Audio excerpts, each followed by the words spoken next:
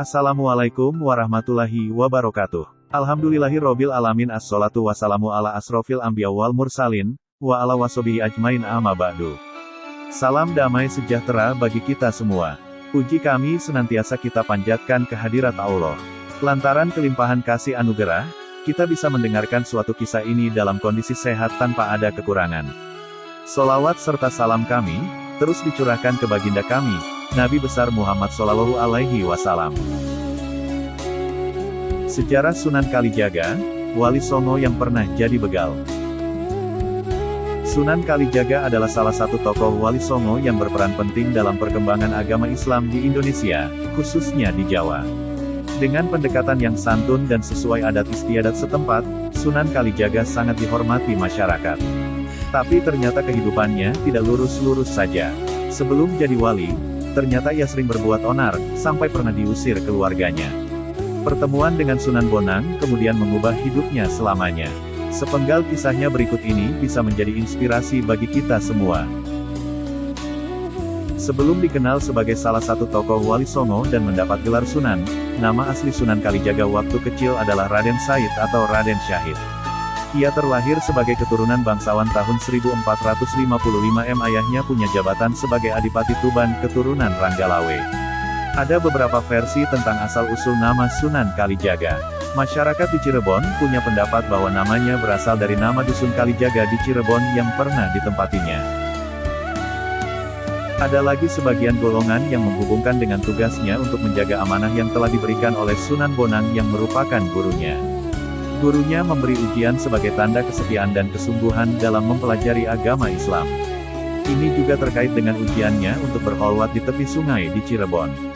Sejak muda ia bisa membaur ke siapa saja. Bukan hanya dikenal dekat dengan para pejabat, tapi juga dengan masyarakat pada umumnya. Aktivitasnya dengan kalangan bangsawan istana tidak mengurangi kepeduliannya kepada rakyat. Banyak bantuan ia berikan ke rakyat seperti memberi solusi berbagai masalah, kemudian mengajar di daerah-daerah. Kepeduliannya untuk membantu masyarakat justru hampir menyesatkannya. Dikisahkan bahwa masa mudanya sempat menjadi sosok berandal yang merampok para pejabat atau orang kaya yang senang berfoya-foya.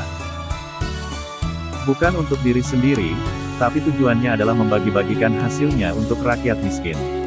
Aksinya diketahui oleh sang ayah. Jelas bahwa keluarganya marah dan malu karena nama baiknya ikut tercoreng.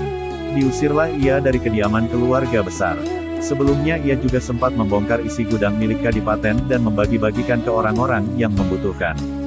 Kehidupan masyarakat Tuban cukup memprihatinkan akibat kemarau panjang dan adanya sistem upeti. Ketika diusir dari rumah, aksi pembegalan ke orang-orang kaya di Tuban tidak berhenti. Alhasil ia dipaksa angkat kaki dari kampung halaman sendiri.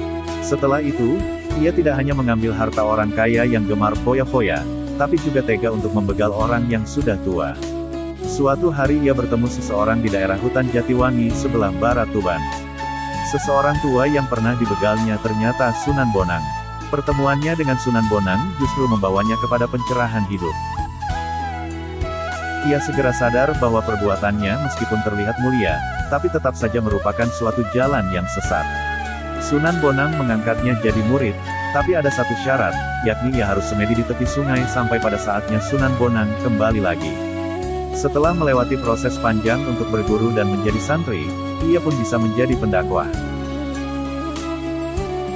Cara dakwahnya unik, karena yang digunakan untuk memperkenalkan ajaran Islam ke masyarakat adalah wayang dan gamelan. Melalui kidung berbahasa Jawa, masyarakat diajaknya untuk lebih mengenal Islam dan lebih dekat dengan Allah. Kidung yang populer sampai sekarang adalah Ilir-Ilir dan Kidung Rumekso ing Nguni. Kepedulian pada tradisi dan kesenian juga sangat tinggi.